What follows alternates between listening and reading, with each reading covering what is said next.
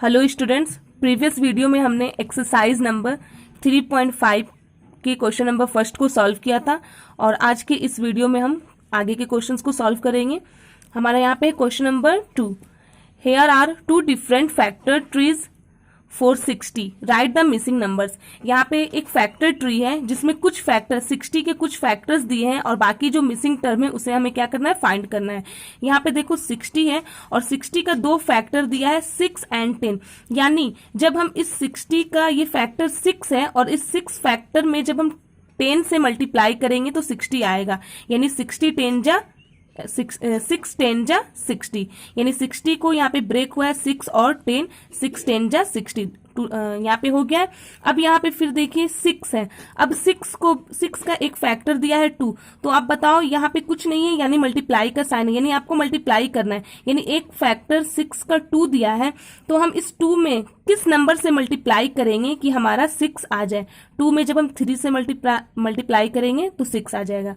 Okay, फिर उसके बाद यहाँ पे 10 है, 10 का भी एक फैक्टर दिया है, ये इसकी ब्रांच यहाँ पे निकली है। एक फैक्टर 10 का 5 है, तो 5 में क्या मल्टीप्लाई करेंगे कि वो 10 के इक्वल हो जाए। तो 5 में हम 2 से जब मल्टीप्लाई करेंगे तो वो 10 का इक्वल हो जाएगा। इस तरह से अगर हम देखा जाए तो 60 का फैक्टर क्या क्या हो गया, प्राइम फैक्टर। 60 का प्राइम फैक्टर 2 3 5 एंड 2 ये हो गया, बट 60 का 6 भी फैक्टर है और 10 भी फैक्टर है।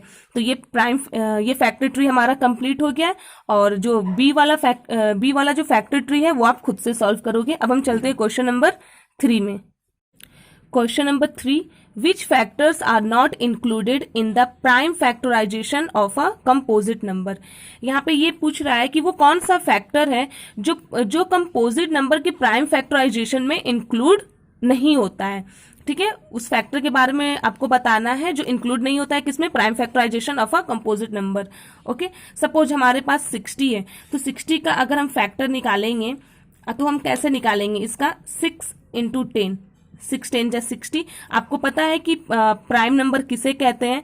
प्राइम नंबर आपका वो होता है जिसका फैक्टर सिर्फ 2 होता है, जैसे 2 का फैक्टर क्या होगा, 2 का फैक्टर होगा 1 एंड 2।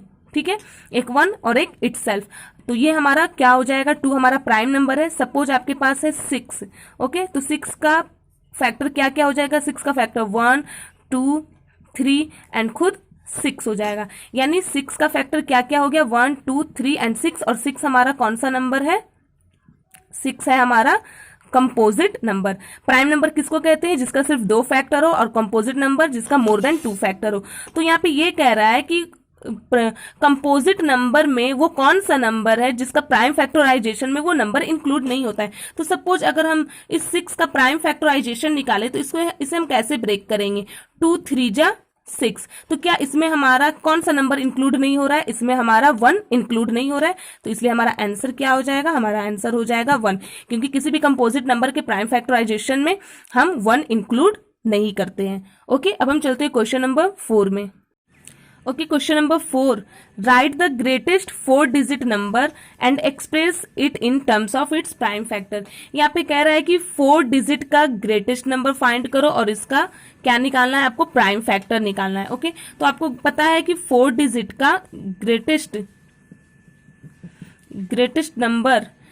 नंबर ऑफ 4 डिजिट क्या हो जाएगा, greatest number of 4 digit number हो जाएगा 9 9 9 एंड 9। ओके, 1 2 3 4। अब इसका हमें क्या निकालना है, इसका हमें निकालना है प्राइम फैक्टराइजेशन। ओके, तो चलिए हम इसका फाइंड करेंगे। आप इसका प्राइम फैक्टराइजेशन मेथड से भी निकाल सकते हैं या आप फैक्टर ट्री से भी निकाल सकते हैं। अभी जस्ट मैंने आपको फैक्टर ट्री बताया, तो आप फैक्टर ट्री से भी निकाल सकते हो, या आप जैसे मैं अभी बता रही हूँ आपको बाय प्राइम फैक्टराइजेशन, आप इस मेथड से भी निकाल सकते हो। ओके, तो हम सबसे पहले इसे लेंगे 3 से, क्योंकि ये 2 से तो जाएगा नहीं, क्योंकि ये लास्ट डिजिट क्या है, इवन नंबर नहीं है। 3 3 जा 9, 3 3 जा 9, 3 3 जा 9 एंड 3 3 जा 9। फिर 3 से 3 1 जा 3, 3 1 जा 3, 3 1 जा 3, 3 1 जा 3। ओके, उसके बाद क्या ये फिर से 3 से जाएगा, तो हम इसे सम ऑफ ऑल डिजिट करके देख लेते हैं, 1 2 3 4। नहीं, ये 3 से नहीं जाएगा। अब ये 11 से जाएगा। 11 से जाएगा कितने टाइम्स में, 11 1 जा 11, 2 डिजिट, फिर उसके बाद हम एक ही डिजिट लेते हैं लेकिन हमें 2 डिजिट की जरूरत है, तो यहाँ पे हम 0 लगाएंगे, फिर से 11 1 जा 11। ओके, अब फिर से हमें इसे देखना है कि क्या ये किसी और नंबर से जाएगा, तो नहीं, ये अब किसी और नंबर से नहीं जाएगा, ना ये 3 से जाएगा, ना ये 7 से जाएगा, ना ये 11 से जाएगा।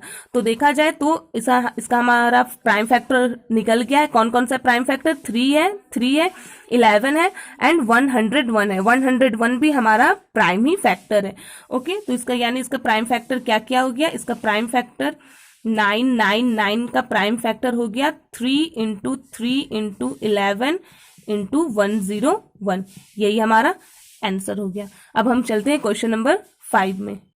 Question number 5, right the smallest 5 digit number and express it in the form of its prime factor.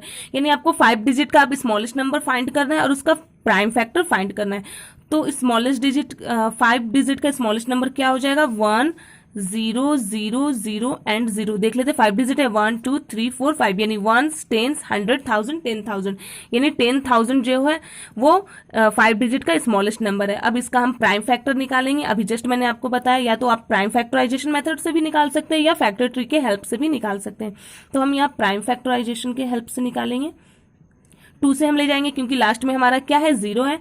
2 5 जा 10, 0 0 एंड 0, फिर 2 से 2 2 जा 4, 2 5 जा 10, 0 एंड 0। जब तक 0 है तब तक ये 2 से डिवाइड होता ही रहेगा। फिर 2 से 2 1 जा 2, 2 2 जा 4, 2 5 जा 10 एंड 0। फिर से 2 से 2 6 जा 12, 2 6 जा 12, 2 2 जा 4, 2 5 जा 10। अब यहाँ पे 5 आ गया, तो अब तो ये 2 से नहीं जाएगा। 3 से देखते हैं, 6 2 8 एंड 5 13, नहीं, ये 3 से भी नहीं जाएगा। यानी अब ये किससे जाएगा? अब ये जाएगा 5 से।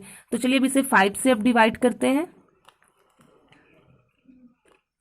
तो जब इसे हम 5 से करेंगे तो ये हो जाएगा आपका 5 1 जा 5, 5 2 जा 10, 5 5 जा 25। फिर से इसे 5 से 5 2 जा 10, 5 5 जा 25। फिर से 5 से ये जाएगा 5 5 जा 25। लास्ट में 5 बच गया, एक बार और लेके चले जाते हैं। 5 1 जा 5, लास्ट में हम 1 ला देंगे। ओके, ये अब हमारा हो गया। यानी आपका 5 डिजिट का स्मॉलेस्ट नंबर का जो प्राइम फैक्टर है वो क्या क्या आया? 2 3 एंड 4। उसका फैक्टर क्या क्या आया? आपका प्राइम फैक्टर 1 2 3 4। यानी जो 2 है वो कितने टाइम्स आया है? 1 2 3 एंड 4। फिर 5 कितने बार आया? 1 2 3 एंड 4, 1 2 3 एंड 4। ओके, अभी जस्ट मैंने आपको क्वेश्चन नंबर 3 में बताया था कि किसी भी कंपोजिट नंबर के प्राइम फैक्टराइजेशन में हम 1 इंक्लूड नहीं करते। 1 इंक्लूड करेंगे तो कोई उसका फायदा नहीं है। ओके, इस तरह से हमारा 5 डिजिट का स्मॉलेस्ट नंबर का प्राइम फैक्टर ये हो गया। अब हम चलते हैं क्वेश्चन नंबर 6 में। Question number 6, find all the prime factor of 1729 and arrange them in ascending order. Now state relation if any between two consecutive prime factor.